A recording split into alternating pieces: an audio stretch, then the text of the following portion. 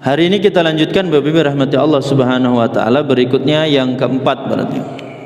Yang keempat yang harus dilakukan atau yang disunnahkan kepada orang yang menghadiri jenazah adalah ayyu'ajjilu bitajhizihi wa ikhrajihi idza bana mautuhu. Mensegerakan pelaksanaan penyelenggaraan jenazah kalau sudah pasti, sudah jelas kematian orang tersebut.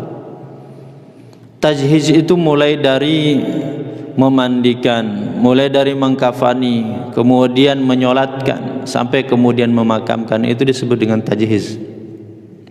Yang diperintahkan adalah ayyu'ajjilu, agar disegerakan, dipercepat. Maka di dalam sebuah hadis ini sanadnya dhaif tetapi maknanya sahih. Dari sahabat Ali bin Abi Thalib radhiyallahu anhu, diriwayatkan oleh Imam Tirmidzi, kata Rasulullah sallallahu alaihi wasallam, ya Ali, salasun la tuakhiruha. Ada 3 hal tidak boleh kalian tunda-tunda, tidak boleh kalian akhir-akhirkan. Pertama, kata Rasulullah sallallahu alaihi wasallam, as-salatu idza atat. Salat kalau sudah masuk waktunya, salat kalau sudah dikumandangkan, maka jangan ditunda-tunda, jangan diakhir-akhirkan.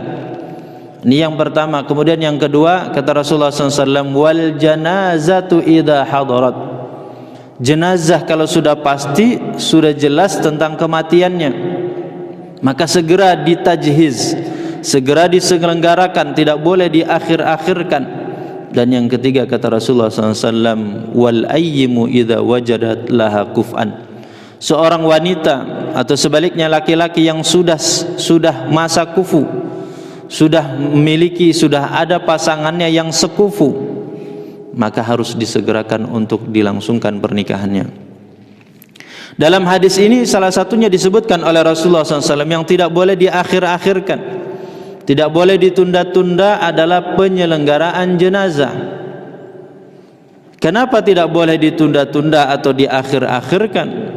Sebab dalam hadis yang lain, hadis dari sahabat Abu Hurairah radhiyallahu anhu, kata beliau, Rasulullah sallallahu alaihi wasallam pernah bersabda, asri'u bil janazati fa in taqu salihatan fa khairun tuqaddimunaha ilaih wa iyyaku siwa dzalik fa syarrun tad'unahu an riqabikum. Kata Rasulullah SAW, segerakan penyelenggaraan jenazah.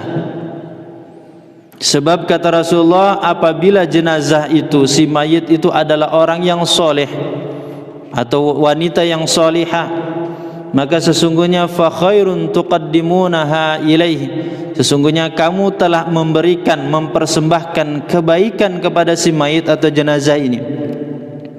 Sebagaimana ketika seseorang hidup, kita saling bisa memberikan kebaikan, menyumbangkan, mempersembahkan kebaikan kepada sesama kita, maka ketika seseorang telah meninggal dunia, di antara bentuk kebaikan, persembahan baik kita kepada jenazah itu adalah mensegerakan penyelenggaraannya. Fa khairun tuqaddimunaha ilaihi, kata Rasulullah SAW, sesungguhnya kita melakukan demikian adalah kita telah mempersembahkan kebaikan kepada jenazah atau mayit itu. Wa in yaku siwa dzalik, tetapi kalau ternyata jenazah itu tidak termasuk orang yang soleh atau solihah, fasyarrun tad'unahu an riqabikum, maka sesungguhnya yang kamu lakukan itu adalah hakikatnya kalian melepaskan beban keburukan atau tanggung jawab yang ada di pundak kalian.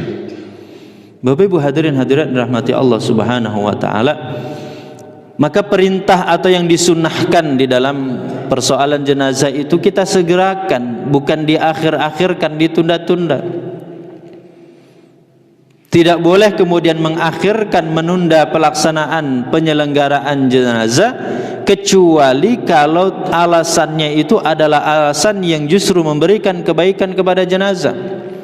Apa di antara alasan yang membolehkan jenazah itu diakhirkan? Dan ini pun tidak boleh kemudian sampai berminap, sampai berhari-hari, kecuali kalau ada alasan yang memang justru memberikan kebaikan kepada jenazah. Apa di antaranya kebaikan itu? Seandainya kemudian orang akan menyegerakan penyelenggaraan jenazah itu untuk menyolatinya, dimandikan kemudian disolatkan, diprediksi bahwa orang yang akan menyolatkan jumlahnya sangat-sangat sedikit.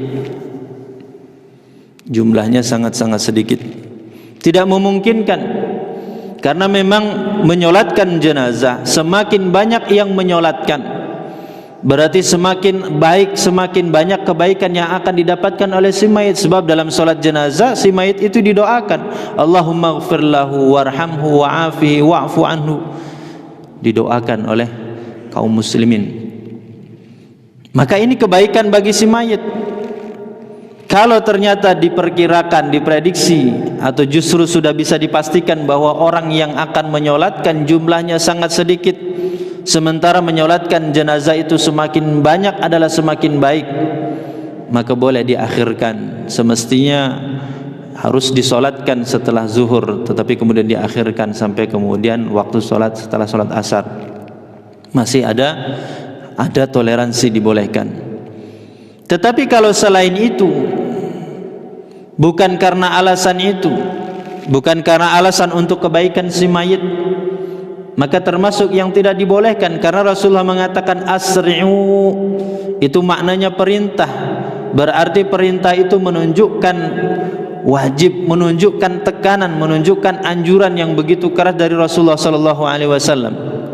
Sehingga Bapak Ibu rahmati Allah Subhanahu wa taala, kalau menunda penyelenggaraan jenazah itu adalah alasannya karena menunggu seseorang, menunggu orang lain, maka termasuk yang tidak diperintahkan, termasuk yang menyelisihi sunnah di sini. Sebab kalau alasan menunggu seseorang tidak akan merubah kondisi si mayit, ditunggu atau tidak ditunggu, si mayit memang sudah jadi mayit, sudah jadi jenazah. Tidak akan mengakhirkan kematian, tidak akan merubah keadaan, tidak akan bisa mengembalikan si mayit itu menjadi orang hidup kembali, tidak akan merubah. Tetapi kalau tadi mengakhirkan menyolatkan dengan harapan untuk semakin banyak yang menyolatkan, maka ini memberikan kebaikan kepada si mayit, memberikan keringanan kepada si mayit. Tetapi kalau menunggu seseorang itu tidak merubah keadaan, tidak ada memberikan kebaikan kepada si mayit. Justru ini adalah menyelisihi sunnah Rasulullah sallallahu alaihi wasallam. Maka Rasulullah mengatakan asri'u bil janazati salasun la tuakhiruha. 3 hal tidak boleh diakhirkan, ditunda-tunda.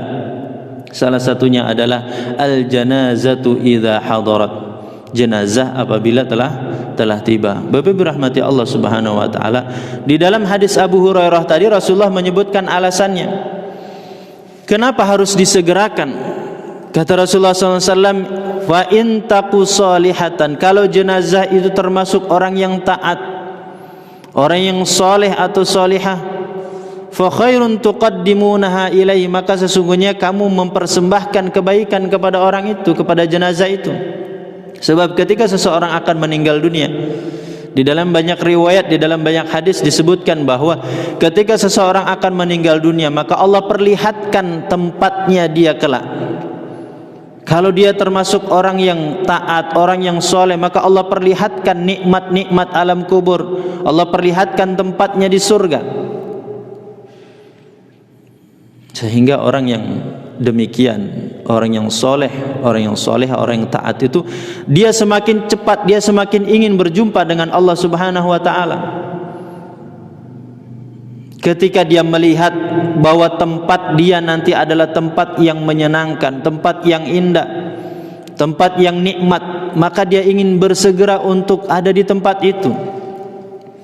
Berbeda dengan ketika yang meninggal dunia itu adalah orang yang tidak taat, orang yang tidak soleh atau solihah, orang yang banyak berbuat dosa dan maksiat, maka yang Allah akan perlihatkan kepadanya adalah tempat yang buruk nanti baginya.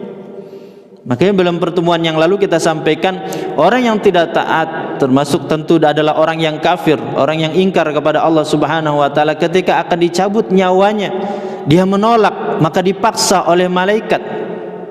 Sehingga orang yang banyak berbuat dosa itu ketika dicabut nyawanya dalam sakaratul maut, ibarat hewan kambing yang sedang dikuliti. Berbeda dengan orang beriman, orang yang taat, orang yang soleh. Ketika dia akan meninggal dunia, kemudian dia mengalami sakaratul maut, maka dicabutnya nyawa itu ibarat seseorang sedang dicubit saja. Diperlihatkan oleh Allah. Sehingga dalam satu riwayat Rasulullah SAW menyebutkan, kata Rasulullah SAW, apabila jenazah seorang mukmin itu diangkut, dibawa untuk dimakamkan, ketika dia dibawa, diangkut di atas pundaknya orang-orang yang hidup, ketika itu si mayit, kata Rasulullah SAW mengatakan, qaddimuni, qaddimuni, segerakan saya, segerakan saya. Jangan ditunda-tunda, jangan diakhirkan. Segerakan saya, segerakan saya. Kenapa? Karena orang tersebut diperlihatkan tempatnya, diperlihatkan kenikmatan, diperlihatkan kesenangan bagi orang tersebut, sehingga minta disegerakan. Sementara kata Rasulullah SAW, orang yang banyak berbuat dosa, orang yang tidak taat, orang yang tidak soleh atau solihah, ketika dibawa di atas keranda, dia kemudian mengatakan, ya wailana, ya wailaha, alangkah celakanya bagi saya. Mau dibawa kemana saya? Akan dibawa kemana saya? Kenapa demikian? Karena dia diperlihatkan tempatnya, diperlihatkan kepada dia betapa beratnya nanti tempat yang akan dia datangi. Bapak Ibu hadirin hadirat rahmati Allah Subhanahu wa taala, maka ketika kita mengakhirkan penyelenggaraan jenazah, menunda-nunda penyelenggaraan jenazah, kalau orang tersebut orang yang soleh, berarti kita menunda kebaikan bagi orang tersebut. Berarti kita sengaja menghalangi kebaikan yang harusnya segera didapatkan oleh orang tersebut. Maka kata Rasulullah SAW, fa khairun tuqaddimunaha ilai, ketika kamu menyegerakan jenazah, maka sesungguhnya kamu telah mempersembahkan kebaikan kepada jenazah itu. Seandainya di dunia, Bapak Ibu rahmati Allah Subhanahu wa taala, kepada orang yang kita cintai, kalaulah orang yang paling kita cintai adalah suami atau sebaliknya istri, di dalam kehidupan dunia kita tahu ada kenikmatan, kita tahu ada kebaikan yang itu sangat diinginkan oleh orang-orang yang kita cintai, dan itu mungkin dia dapatkan, bisa dia dapatkan, bisa dia raih kenikmatan dan kebaikan itu, dan kita melihat, kita tahu tentang hal itu. Kemudian ada orang-orang yang berusaha menghalangi, menghadang kenikmatan dan kebaikan yang akan didapatkan oleh orang yang kita cintai. Apa yang akan kita lakukan?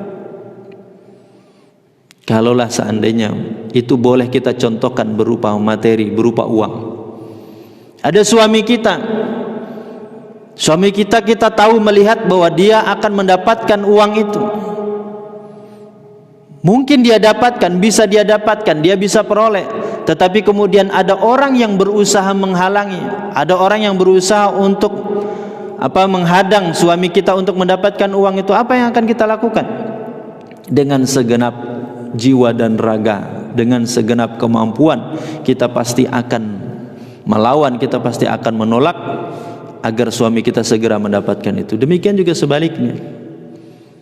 Kalaulah orang yang kita cintai adalah istri, ketika istri kita akan mendapatkan sesuatu, baik itu kenikmatan, baik itu kebaikan, dan kita sebagai suami melihat bahwa itu akan didapatkan oleh istri kita, ternyata ada orang yang menghalanginya, ada orang yang menghadangnya dari kebaikan itu. Apa yang akan dilakukan oleh seorang suami? Tentu sama juga, dengan segenap jiwa dan raga dia akan lakukan demi apa? Tercapainya, demi didapatnya kebaikan, kenikmatan dari seorang istri. Bukankah Bapak Ibu rahmati Allah Subhanahu wa taala, sering di dalam kehidupan kita orang yang kita cintai, baik suami maupun istri, mengatakan apa?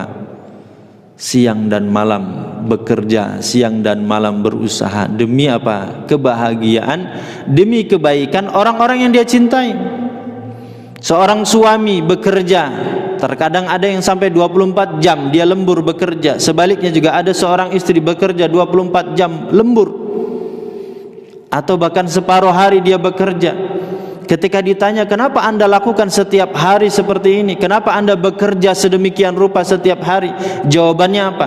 Demi kebahagiaan keluarga. Siapa keluarga? Adalah suami atau istri, anak-anak. demi kebahagiaan mereka, demi memberikan manfaat, demi memberikan kenikmatan, kebahagiaan kepada orang yang dicintainya. Itu di dalam kehidupan dunia.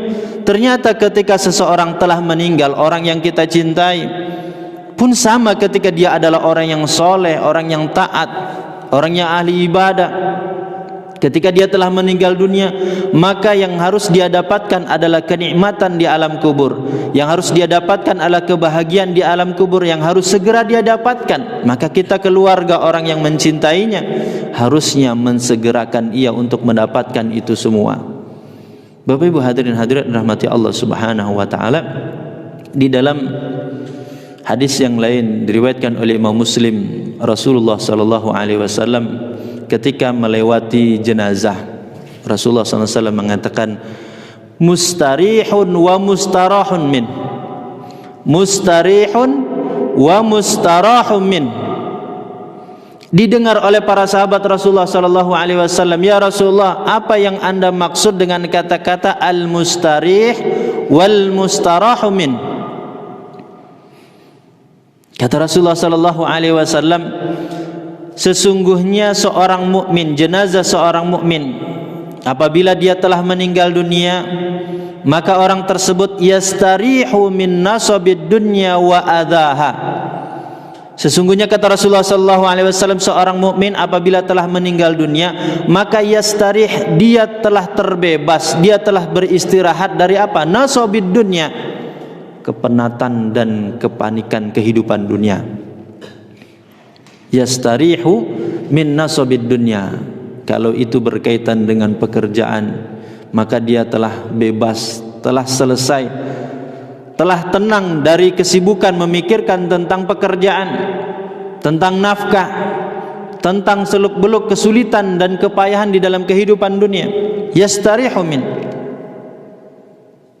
min nasabid dunya wa adhaha. Dan kalau ternyata orang tersebut adalah ketika di dunia termasuk orang yang mendapatkan kezaliman, dizalimi, dianiaya, maka dengan dipanggilnya dia oleh Allah Subhanahu wa taala telah menjadi jenazah, telah menjadi mayit, maka dia telah beristirahat, telah tenang, telah bebas dari kezaliman dan aniaya tersebut. Maka Bapak Ibu rahmati Allah Subhanahu wa taala, kalau akhir-akhir ini, ya, kalau akhir-akhir ini sedang heboh dengan terbunuhnya 6 orang anggota FPI, terbunuhnya mereka karena dianiaya, dizalimi. Kenapa kita katakan dianiaya dan dizalimi? Kalau melihat jenazah mereka, itu jenazah menunjukkan bahwa dia dianiaya dan dizalimi, bukan orang meninggal biasa. Bagaimana mungkin orang kemudian matanya tembak sampai tembus ke belakang? Bagaimana mungkin orang kemudian bagian tubuh belakangnya, seluruh kulitnya kemudian terkelupas? Kan tidak mungkin seperti ini. Bagaimana orang mungkin tubuhnya kemudian membiru, bengkak-bengkak, bahkan darahnya pun masih mengalir? Maka kata Rasulullah SAW, orang-orang mukmin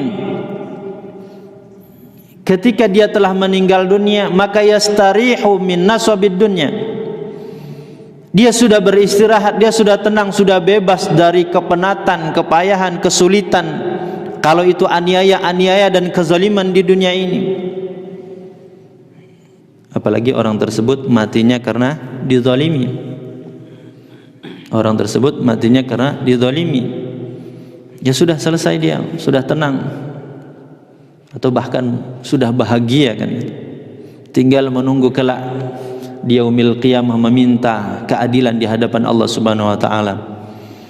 Maka kita pernah sampaikan di dalam hadis, Rasulullah sallallahu alaihi wasallam pernah menceritakan, kata Rasulullah SAW, yaji'ul maqtul bil qatil yaumal qiyamah wa ra'suhu wa nasiyatuhu biyadihi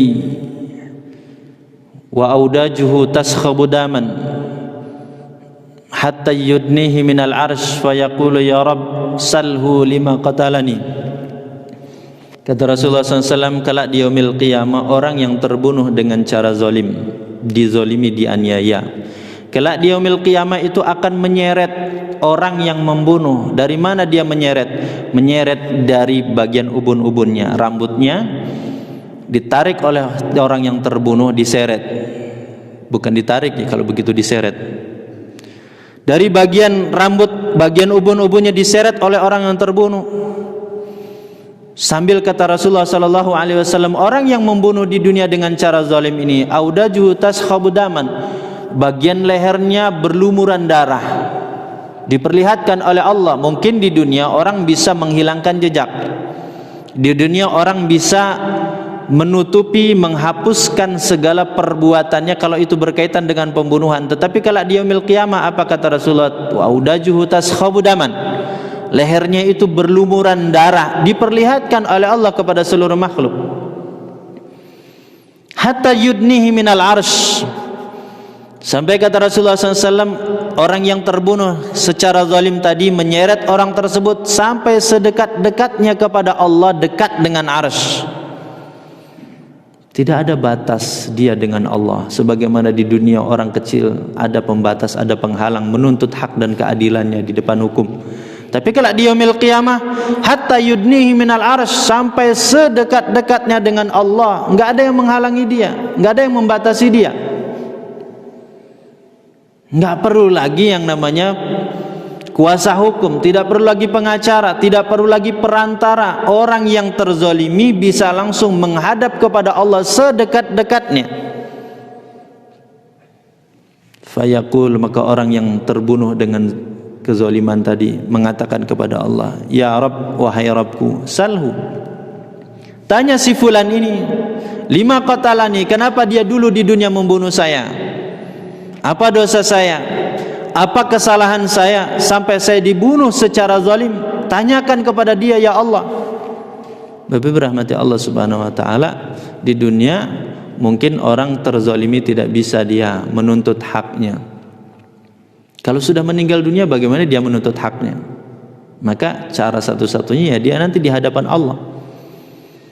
Kata Allah, kata orang tadi, salhu ya Rabb, tanyakan kepada dia, ya Allah, kenapa dia dulu membunuh saya? Atas dasar apa? Dosa apa saya dibunuh seperti itu? Maka di hari kiamat itu, Bapak rahmati Allah Subhanahu wa taala, mulut ini berbicara enggak? Lisan kita, mulut kita ini bisa enggak berbicara di hadapan Allah? Tidak. Dalam surat Yasin apa kata Allah? Al-yauma nakhtimu ala afwahihim. Pada hari ini, kelak di yaumil qiyamah, kata Allah, kami kunci mulut mereka. Sebab mulut ini pandai bersilat lidah, mulut ini pandai berdusta dan berbohong. Maka dikunci oleh Allah, ditutup rapat-rapat oleh Allah. Al-yauma nakhtimu ala afwahihim, kami kunci, kami tutup rapat-rapat mulut mereka. Lalu apa kata Allah? Wa tukallimuna aydihim wa tashhadu arjuluhum bima kanu ya'malun. Tangan bicara, kaki bicara, mata bicara, telinga bicara, seluruh anggota berbicara kecuali mulut bersaksi di hadapan Allah Subhanahu wa taala. Maka tidak mungkin orang mengelak, tidak mungkin orang kemudian menghindar dari hukuman Allah Subhanahu wa taala. Di dunia orang bisa menghilangkan jejak, di dunia orang bisa memanipulasi, bisa merekayasa, menghilangkan jejak perbuatannya karena kecanggihan teknologi, karena kekuasaannya, karena kemampuannya. Di dunia bisa bersumpah dengan sumpah palsu. Tetapi di akhirat apa kata Allah?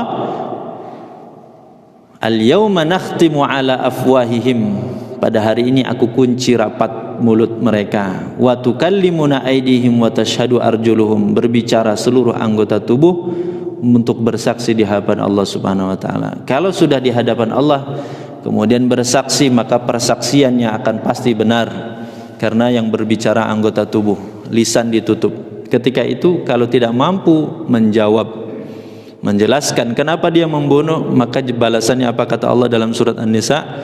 Wa man qatala mu'minan muta'ammidan fajazaohu jahannamu khalidan fiha. Barang siapa yang membunuh orang mukmin sengaja. Jadi membunuh itu ada 3 macam Bapak Ibu.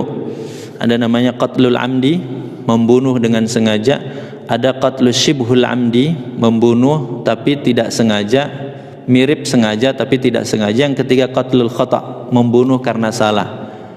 Yang tidak berdosa itu adalah karena qatlul khata'. Orang sedang membidik akan menembak binatang buas, tetapi setelah ditembak binatang buas lari, ternyata yang kena orang. Itu namanya qatlul khata'. Kalau syibhul amdi apa? Orang berkelahi, bertengkar, alat yang digunakan itu benda tumpul, tetapi sebenarnya dia ingin menyakiti saja. Dia ingin apa? Memberikan rasa sakit saja kepada orang. Ketika dipukulkan ternyata orang itu meninggal dunia, maka itu syibhul amdi.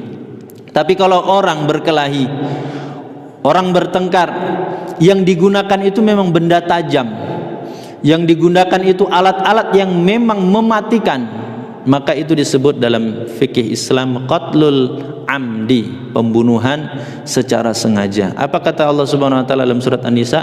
Wa man qatala mu'minan muta'ammidan fajazaohu jahannam. Siapa yang membunuh orang mukmin dengan sengaja, maka balasannya, akibatnya kata Allah, neraka jahanam, khalidan fiha atau khalidina fiha, kekal di dalamnya. Makanya para ulama ada yang berbeda pendapat. Kalau membunuh itu ada enggak kesempatan tobat? Ada yang mengatakan ada yang mengatakan tidak. Yang mengatakan tidak ada kesempatan tobat itu karena berdalil dengan ayat ini, karena Allah menyebutkan khalidan fiha, kekal di dalamnya. Tetapi Bapak Ibu rahmati Allah Subhanahu wa taala, intinya pembunuhan itu adalah dosa besar. Bahkan dalam hadis sahih Rasulullah menyebutkannya urutan ketiga. Ijtanibu as-sab'al mubiqat. Hindari, jauhilah 7 dosa besar yang membinasakan. Yang ketiga yang Rasulullah sebut apa? Qatlun nafsi, membunuh jiwa, menumpahkan darah, menghilangkan nyawa. Itu dosa diurutkan urutan dosa besar terbesar ketiga oleh Rasulullah di dalam hadis sahih tadi.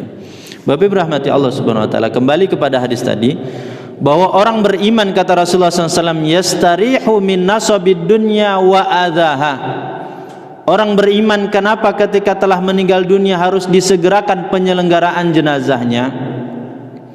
Karena orang beriman itu setelah meninggal dunia, dia sesungguhnya telah beristirahat, telah bebas dari kepenatan, kesusahan, kesulitan atau kesengsaraan dunia. Maka jangan ditunda-tunda, jangan diakhir-akhirkan, segerakan dia untuk mendapatkan kebaikan dan kenikmatannya. Kalau dia termasuk orang yang di dunia adalah sengsara, ya jangan ditambahi lagi dengan diakhir-akhirkan. Jangan ditambahi lagi dengan kita tunda-tunda.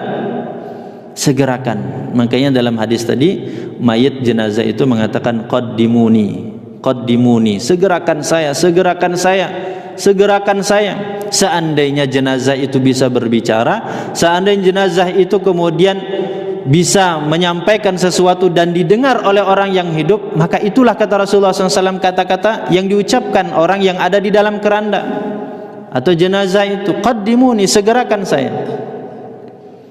Tetapi kata Rasulullah SAW, kalau orang itu adalah bukan orang yang soleh, soleha, bukan orang yang taat, maka kata Rasulullah SAW, mustarahum minhu, orang lain, yang lain akan beristirahat, akan bebas darinya. Siapa yang bebas darinya? Kata Rasulullah SAW, al-ibad, hamba-hamba Allah yang lain akan selamat, akan bebas dari keburukan orang ini. Kemudian wal bilad, negeri tempat itu juga akan bebas, akan istirahat, akan selamat dari orang itu. Wad dawab wasyajar, bahkan binatang dan tumbuh-tumbuhan. Kenapa Bapak rahmati Allah Subhanahu wa taala? Orang yang berbuat keburukan, orang yang berbuat jahat, orang yang berbuat dosa dan maksiat, keburukannya itu bukan hanya dirasakan, bukan hanya berpengaruh kepada pelakunya saja. Makanya Rasulullah menyebutkan sampai tadi apa? Al-ibad, yang bebas dan selamat itu al-ibad. Pertama hamba, sesama manusia. Kemudian yang kedua al-bilad, negeri tempat. Karena ternyata dosa itu Bapak Ibu rahmati Allah Subhanahu wa taala juga berpengaruh kepada tempat. Bukankah Allah menyebutkan dalam surat Al-A'raf? Apa kata Allah Subhanahu wa taala?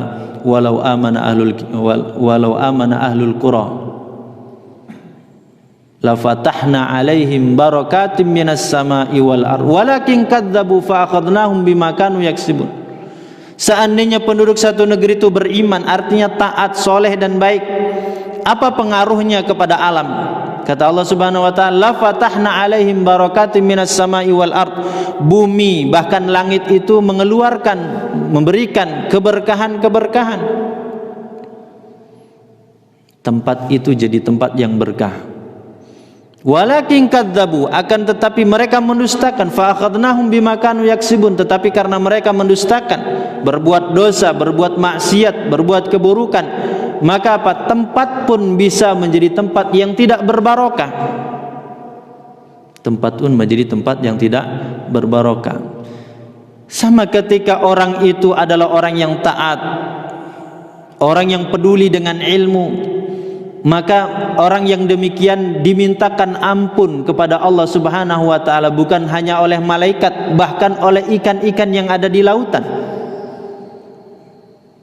Demikian juga ketika orang berbuat dosa dan maksiat, yang mengecam, yang mendoakan keburukan bukan hanya manusia, bahkan termasuk apa? Hewan-hewan, termasuk alam sekitar, karena dosa dan maksiat itu pengaruhnya bukan hanya kepada pelakunya tetapi kepada alam sekitar. Maka Bapak Ibu rahmati Allah Subhanahu wa taala, silakan Bapak Ibu baca kitab yang ditulis oleh Imam Ibnul Qayyim Al-Jauziyah, Al-Jawabul Kafi liman sa'ala an dawa'is syafi.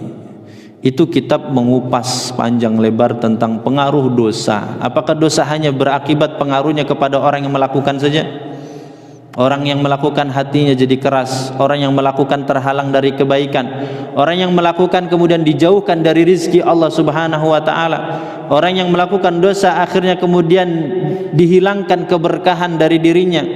Apakah hanya kepada pelakunya saja? Ternyata Imam Ibnul Qayyim Al-Jauziyah tidak. Bagi beliau, perbuatan dosa dan maksiat itu juga berpengaruh kepada yang lain. Maka disitulah pentingnya Bapak Ibu rahmati Allah Subhanahu wa taala yang namanya amar ma'ruf nahi mungkar. Kalau persoalan amar ma'ruf, mungkin kita semua rata-rata insyaallah bisa melakukan menurut kemampuan kita. Tetapi persoalan nahi mungkar, mencegah kemungkaran, mencegah orang lain berbuat dosa, kemungkaran dan maksiat, tidak semua orang bisa. Nah itu Bapak Ibu rahmati Allah Subhanahu wa taala. Ini mudah-mudahan tidak dianggap provokasi. FPI yang kita tahu yang hari ini sedang dihantam habis-habisan, apa yang mereka lakukan? Kan nahi mungkar Bapak Ibu. Ada tempat perjudian, kemudian mereka bubarkan. Ada tempat perzinahan, mereka bubarkan. Ada tempat minum-minuman keras, kemudian mereka bubarkan. Itu kan kemungkaran semua Bapak Ibu. Perbuatan-perbuatan dosa, dan itu diresmikan, dilindungi, dijaga, ada backingnya. Perbuatan-perbuatan itulah kemudian yang dibubarkan oleh FPI, kemudian mereka dijuluki dengan ormas radikal. Dijuluki bahwa mereka adalah ormas intoleran. Jadi hari ini Bapak Ibu rahmati Allah Subhanahu wa taala, kita digiring opini kita ini bahwa kita umat Islam itu akan dikatakan umat yang toleran, umat yang tidak radikal kalau kita diam, mengiyakan, membenarkan apapun yang dilakukan oleh orang lain sekalipun perbuatan dosa dan maksiat. Padahal dalam prinsip kita umat Islam, kaum mukminin, dosa itu bukan hanya kepada pelakunya. Kan sering kita sampaikan, contohnya Bapak Ibu rahmati Allah Subhanahu wa taala, alam itu ternyata terkena pengaruh dari dosa. Sering kita sampaikan hadis dalam Musnad Ahmad. Apa kata Rasulullah SAW? Air laut itu di dalam semalam itu 3 kali minta izin kepada Allah. Minta izin untuk apa? Untuk menumpahkan dirinya ke daratan. Entah bahasanya tsunami, banjir bandang atau yang lain. Kenapa? Kata Rasulullah SAW, karena air laut itu telah muak. Air laut itu telah bosan melihat perbuatan, kelakuan, tingkah manusia di pinggir laut. Apa yang dilakukan kebanyakan orang di pinggir laut? Lihatlah Bapak Ibu, sepanjang pantai dari Sabang sampai Merauke tempat wisata. Tempat wisata itu identik dengan apa? Dengan ketaatan. Identik dengan perbuatan dosa dan maksiat. hari ini. Sehingga kata Allah Subhanahu wa ta'ala, kata Rasulullah SAW, air laut itu telah muak melihat perbuatan manusia di pinggir pantai itu, yang seharusnya dia kemudian semakin ingat kepada Allah, mensucikan Allah, mengagungkan Allah, betapa dahsyatnya ciptaan Allah berupa laut, berupa pantai. Tapi tempat itu mereka gunakan untuk berbuat dosa dan maksiat. Murka air laut itu, minta izin kepada Allah tiga kali dalam semalam, tapi tidak diizinkan oleh Allah. Makanya kalau ternyata terjadi tsunami dan lain sebagainya, mungkin Allah izinkan. Itu bukti bahwa alam sekitar itu terpengaruh dengan dosa, merasakan efek buruknya dari dosa. Alam saja yang tidak punya akal, alam saja yang tidak punya hati dan nurani bisa merasakan bagaimana kita manusia. Ketika ada kelompok, ada ormas yang ingin melakukan nahi mungkar, ternyata dicap radikal, dicap anti toleransi. Sampai hari ini akhirnya ormas tadi apa? Dipojokkan, dicari-cari masalahnya. Dan Bapak berahmati Allah Subhanahu wa taala, yang ironisnya ternyata sudah tahu yang mereka lakukan itu adalah hakikatnya nahi mungkar, yang kalau kita renungkan bersama, sesungguhnya mereka juga ikut andil menyelamatkan kita dari murka, dari bencana, dari kemarahan Allah Subhanahu wa taala. Kenapa?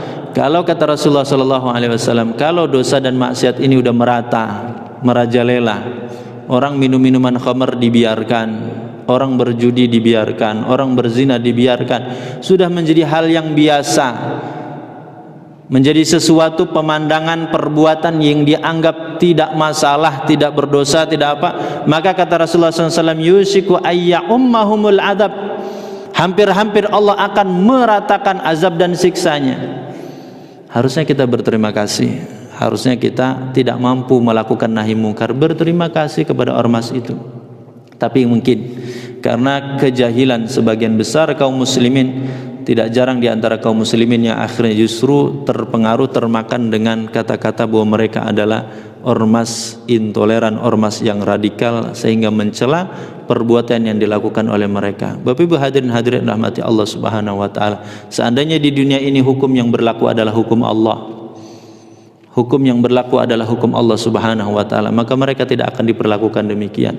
Mereka sesungguhnya orang yang mulia. Maka di Arab Saudi itu, Bapak Ibu rahmati Allah Subhanahu wa taala, dulu ada apa bahasanya, dinas apa kementerian sendiri, namanya Hay'ah Amar Ma'ruf Nahi Mungkar. Ada sendiri bagian tugasnya itu adalah mereka di bagian Hay'ah Amar Ma'ruf Nahi Mungkar, lembaga untuk amar ma'ruf nahi mungkar. Kerjaan mereka apa? Keliling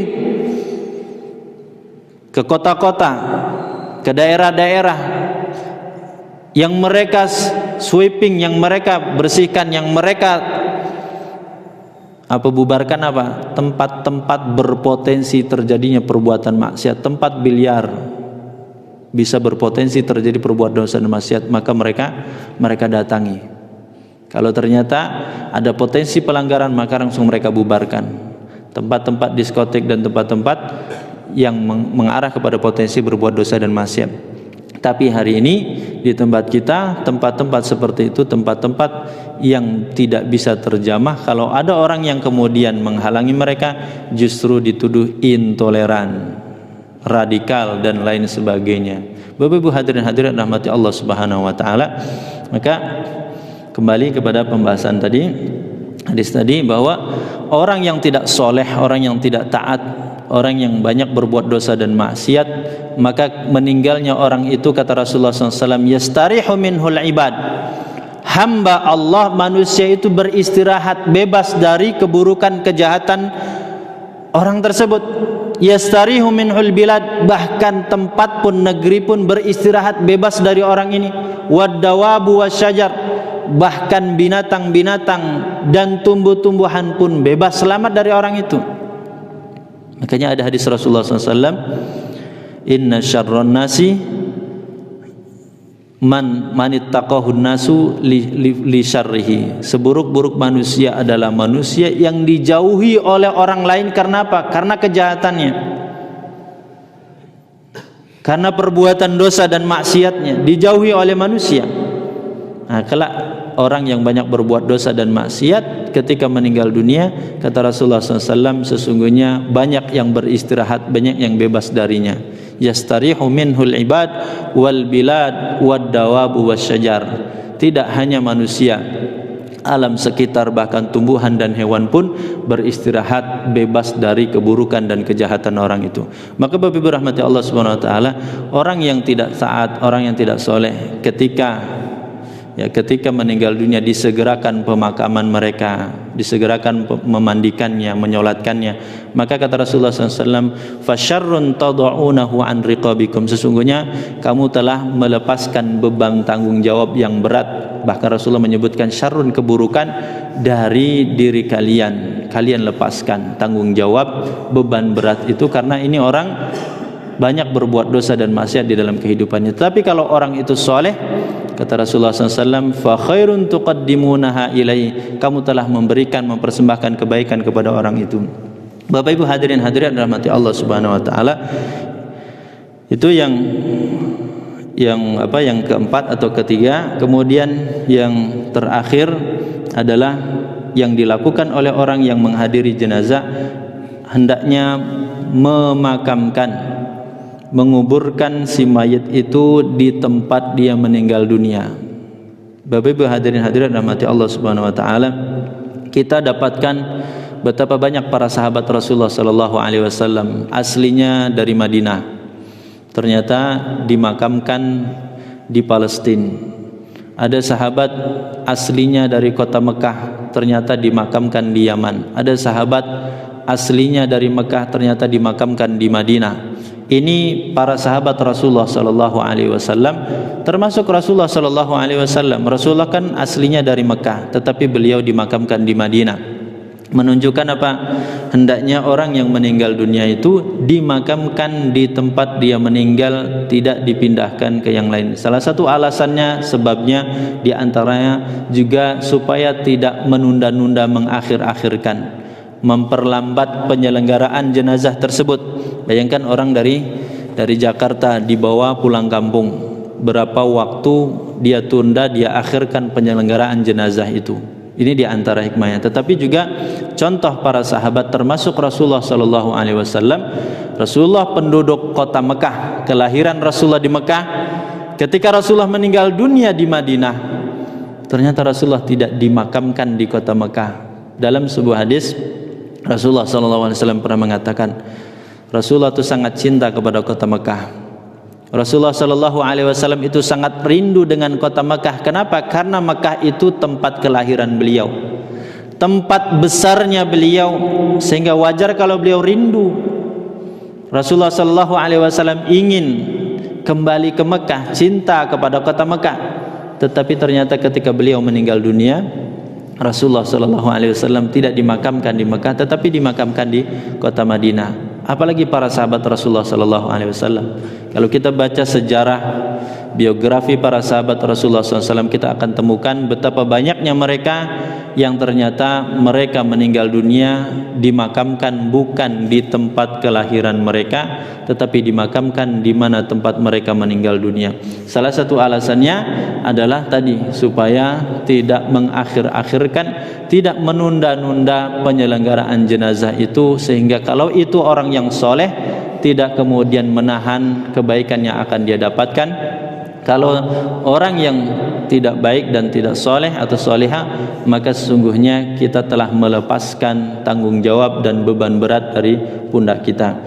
Bapak Ibu hadirin hadirat rahmati Allah Subhanahu wa taala, maka contoh lain, Aisyah radhiyallahu anha mengatakan ketika saudara beliau meninggal dunia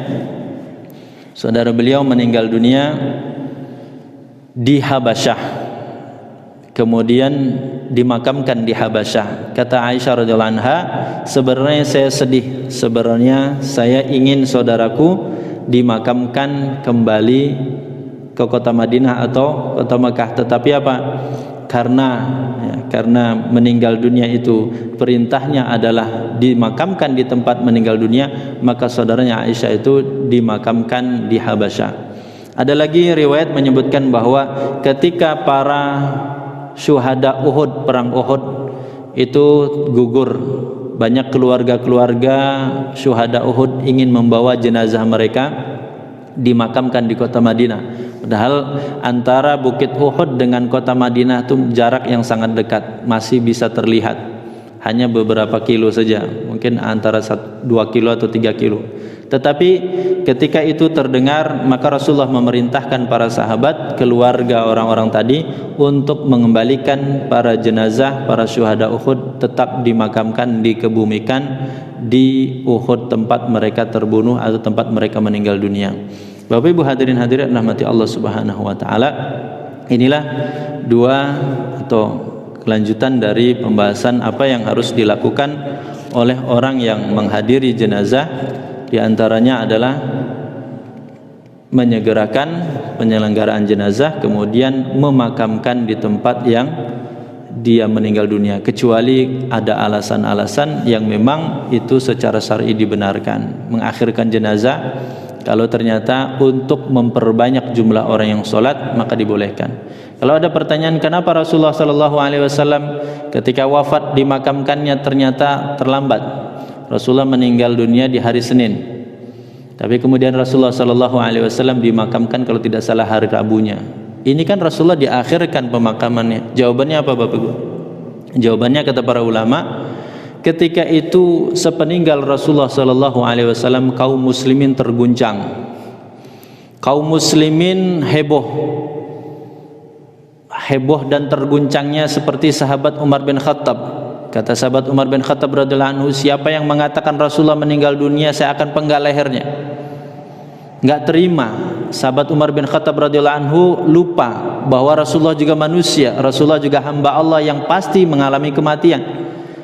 Umar bin Khattab baru tersadar ketika diingatkan oleh Abu Bakar radhiyallahu anhu dengan ayat apa?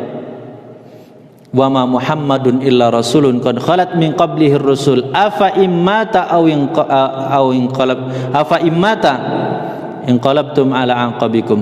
Kata Abu Bakar, Allah Subhanahu wa taala pernah berfirman, Nabi Muhammad itu tidak lain adalah seorang rasul yang telah didahului oleh rasul-rasul sebelumnya. Berarti sudah banyak rasul juga meninggal dunia.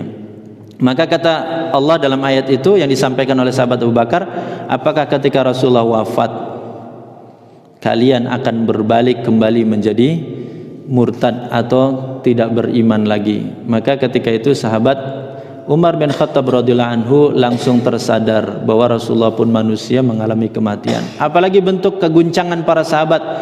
Para sahabat ketika itu justru berselisih, siapa yang akan menggantikan Rasulullah? Siapa pengganti setelah Rasulullah?